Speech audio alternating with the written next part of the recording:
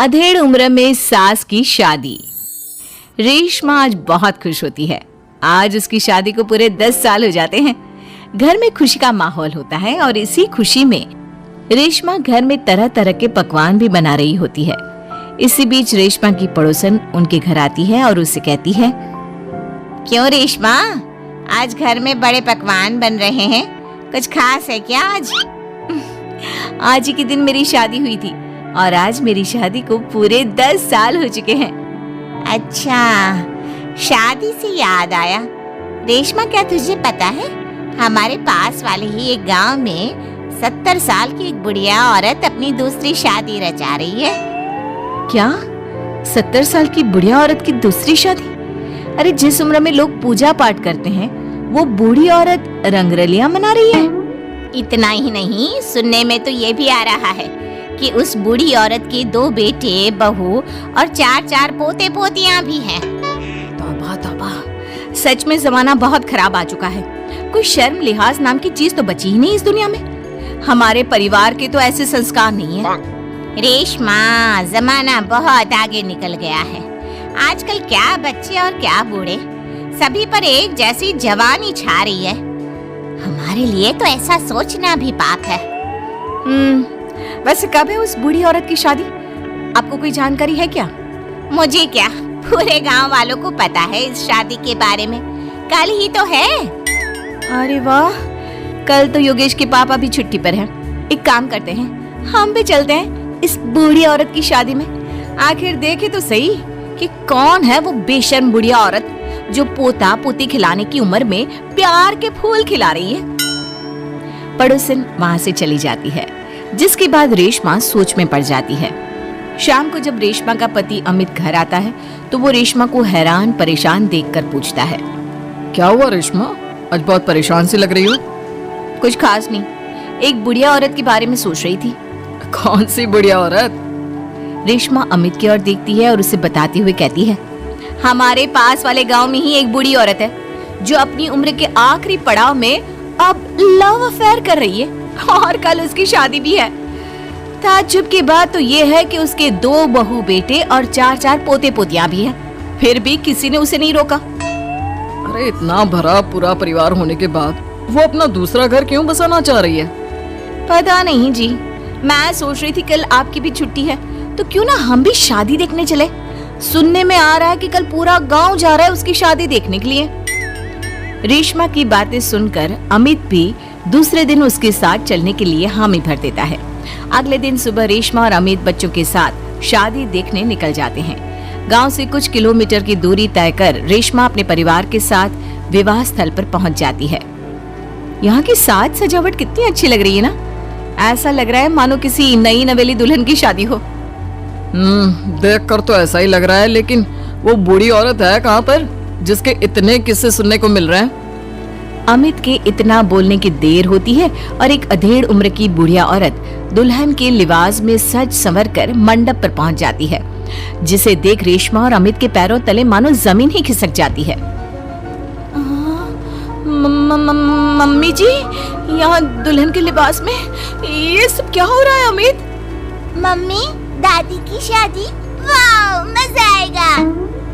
Mummy शादी कर रही हैं और हमें बताना भी जरूरी नहीं समझा? क्या अब हम उनके लिए इतने गैर हो गए हैं? कुछ भी हो, मैं मम्मी जी की ये शादी तो बिल्कुल नहीं होने दूंगी। रेशमा अपनी सास सुशीला की तरफ जाती है। सुशीला अपनी बहू को देखकर सकते में पड़ जाती है। रेशमा, तू यहाँ क्या कर रही है? मेरी छोड़िए मम्मी जी, और आप अपना बताइए, आप यहाँ दुल्हन के लिबास में क्या कर रही हैं? आप इस उम्र में शादी कर रही हैं?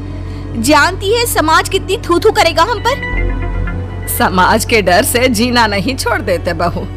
मैं अपनी इस नई जिंदगी से बहुत खुश हूँ और खुशी खुशी अपनी मर्जी से ये शादी करना चाहती हूँ। अगर इस समाज में जीना है तो सब देख कर चलना पड़ता है मम्मी जी। आप तो यहाँ शादी कर लोगी, लेकिन कभी सोचा फिर हम सबका जीना कितना मुश्किल हो जाएगा? मैं आपकी शादी बिल्कुल नहीं होने दूंगी। सुशीला अपने बेटे के पास जाती है और उसे समझाने की कोशिश करती है। बेटा, अब तू ही कुछ समझाना बहू को। इस शादी को लेकर मेरे भी वही अरमान है जो हर लड़की के उसकी शादी पर होते हैं बेटा। मैं क्या समझाऊं माँ उसे? आप इस उम्र में शादी करने जा रही थी और आपने हमें बताना भी जरूरी नहीं समझा? क्योंकि मैं जानती थी कि तुम लोग कभी मेरी शादी से खुश नहीं होंगे, इसलिए मैंने तुम लोगों को कुछ नहीं बताया। मम्मी जी, ये सब सोचने से पहले कभी आपको हमारी इज्जत का ख्याल नहीं आया? आज आपकी इस हरकत के कारण ही हम समाज में कहीं मुंह दिखाने के लायक नहीं रहे। बहू, कब तक तुम यूं ही समाज के बारे में सोचती रहोगी? ये लोग आज 100 तरह की बातें बनाएंगे और कल को सब भूल जाएंगे। क्या इनके डर से मैं जीना छोड़ दूं? कल तो सभी को मर जाना है, उसमें भी अगर हम ऐसे ही डर डर कर जीते रहे तो कभी खुश नहीं रह पाएंगे। मम्मी जी, बातें बनाना कोई आपसे सीखे। जिस उम्र में आपको पूजा पाठ करनी चाहिए, अपने पोते को गोद में खिलाना चाहिए, उस उम्र में आप फिर से अपना घर बसाने के सपने देख रही हो। यकीन नहीं होता मम्मी, आप इतनी स्वार्थी कैसे हो सकती हो? स्वार्थी? बहू, मैंने अपना पूरा जीवन बाकी सबकी खुशियों के लिए बिता दिया। अमित के पिताजी की मौत के बाद जब मेरे पास दूसरा घर बसाने का मौका था, तब भी मैंने अपने बारे में नहीं सोचा, अपने बच्चों के बारे में सोचा। और आज तुम मुझे स्वार्थी बोल रही हो? क्या एक बूढ़ी औरत के पास दिल नहीं होता? हमें प्यार करने का अधिकार नहीं होता? सुशीला की बातों ने सभी को सोच विचार करने पर मजबूर कर दिया।